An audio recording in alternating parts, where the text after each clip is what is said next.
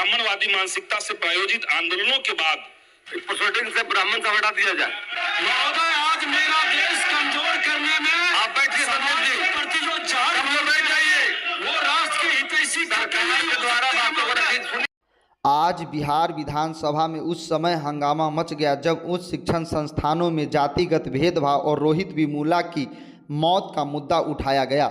सदन में वक्ताओं ने विश्वविद्यालयों में भेदभाव रोकने के लिए विश्वविद्यालय अनुदान आयोग यूजीसी की गाइडलाइन लागू करने की मांग की।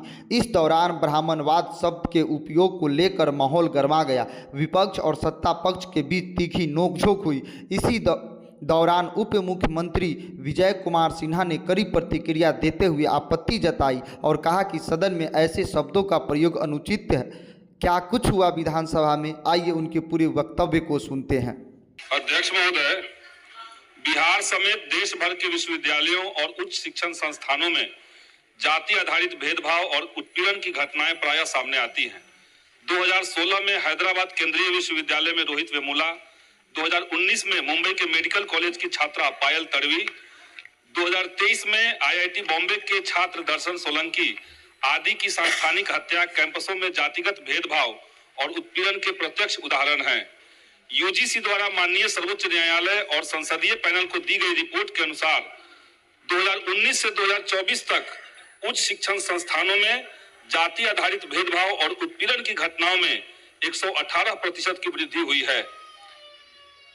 इसके आलोक में जनवरी 2026 में यूजीसी द्वारा इक्विटी गाइडलाइंस की घोषणा की गई, लेकिन इस गाइडलाइन को मजबूती से लागू करने की जगह ब्राह्मणवादी मानसिकता से प्रायोजित आंदोलनों के बाद सुप्रीम कोर्ट द्वारा इसे स्थगित कर दिया गया।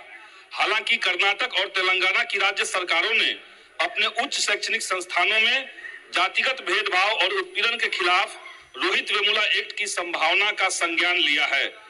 विश्वविद्यालय और उच्च शिक्षण संस्थानों में जातिवाद और भेदभाव को खत्म करने के लिए जरूरी है कि इस संबंध में बिहार सरकार अपने प्रदेश में उक्त यूजीसी गाइडलाइन को लागू करे तथा इस आशय संसद द्वारा अध्यादेश लाकर इसे कानून का रूप देने हेतु केंद्र सरकार से मांग करे। अतः हम इस अत्यंत लोक महत्व के प्रश्न पर सदन में यूजीसी इक्विटी गाइडलाइन को लागू करने का प्रस्ताव पारित करने की मांग करते हैं। प्रोसीडिंग से ब्राह्मण का हटा दिया जाए। प्रोसीडिंग से ब्राह्मण का हटाया जाए। महोदय, हमने कहा है, हमने आपसे कहा है प्रोसीडिंग से ब्राह्मण हटाया जाए। माननीय महोदय, हमने आदेश दे दिया है। महोदय, हमने कहा है प्रोसीडिंग से ब्राह्मण का हटाया जाए। माननीय महोदय, इस तरह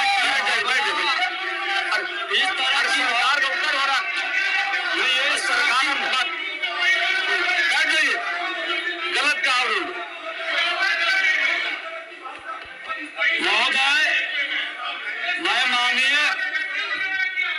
महोदय। मैं माननीय ब्राह्मण शब्द हटेगा उसमें से प्रोसीडिंग से हटा दीजिए। चलिए महोदय, की सूचक बात रही आएगी। सदस्यों से कहेंगे कि संविधान में विश्वास है, संवैधानिक संस्था का सम्मान करते हैं, तो इस तरह के भाषा का उपयोग कतई उचित नहीं है, क्योंकि आज किसी की मृत्यु पूरे समाज, पूरे देश, पूरे राष्ट्र के लिए क्षति होता है और हर समाज की सम्मान, जिसको संविधान में विश्वास है महोदय, जो संवैधानिक संस्था का सम्मान करते हैं, वो संविधान और संवैधानिक संस्था के निर्णय पर प्रश्न उठाकर ये संवैधानिक पद पर बैठकर संवैधानिक शपथ लेने वाले मानसिकता साफ झलकता है महोदय। हर समाज का मैं सम्मान करता हूँ और इस तरह की मानसिकता समाज के अंदर जहाँ रहने वाले लोग हैं महोदय, आज मेरा देश कमजोर करने में आप बैठिए संदीप जी, प्रति जो झाड़ हम लोग बैठ जाइए। वो राष्ट्र के हितैषी सरकार के द्वारा बातों को रखी। सुनिए, ये कोई समस्या है, हर समाज के लिए है। मैं भी टेक्निकल कॉलेज में पढ़ने गया था महोदय, उस समय सत्ता किसकी थी? मैं तो भूमिहार ब्राह्मण समाज से आता हूं महोदय।